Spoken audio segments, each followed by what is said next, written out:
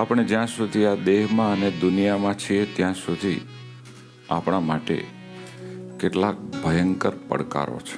કાયમને માટે ભગવાનને ભજવાનું, ધ્યાન, ભજન, સ્મરણ, ચિંતનને ટકાવી રાખવાનું કામ બહુ જ અઘરું છે. ગમે ત્યારે આપણા અંતરના 3 ગુણ માયેલા ગુણ બદલે છે. ગમે ત્યારે શારીરિક સ્થિતિ પરિસ્થિતિ બદલે છે. આપણે અણધારી હોય એવી આ લોકમાં ગમે ત્યારે ગમે તે બાબતો બને છે.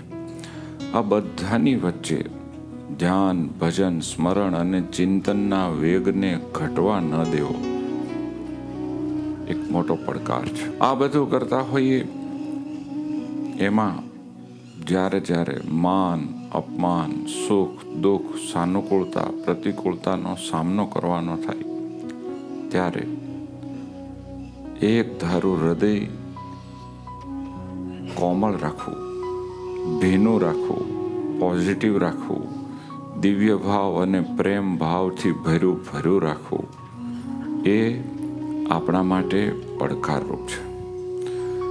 આ બધી પરિસ્થિતિમાં વાલા મહારાજના વાલા આ સંતો ભક્તોનો મહિમા જાળવી રાખવો, વધતો રાખવો ચેલેન્જેબલ છે.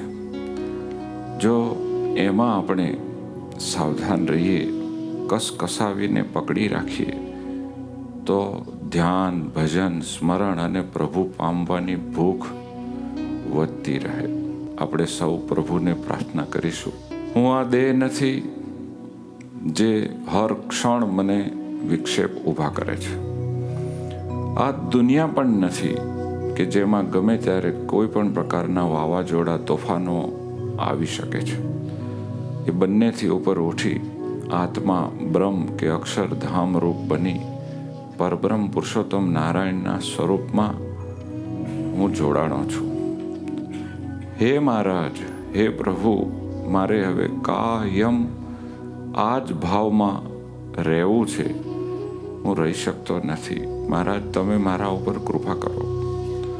મને દેહભાવ, જગતનો વ્યવહાર વારંવાર અડી જાય છે.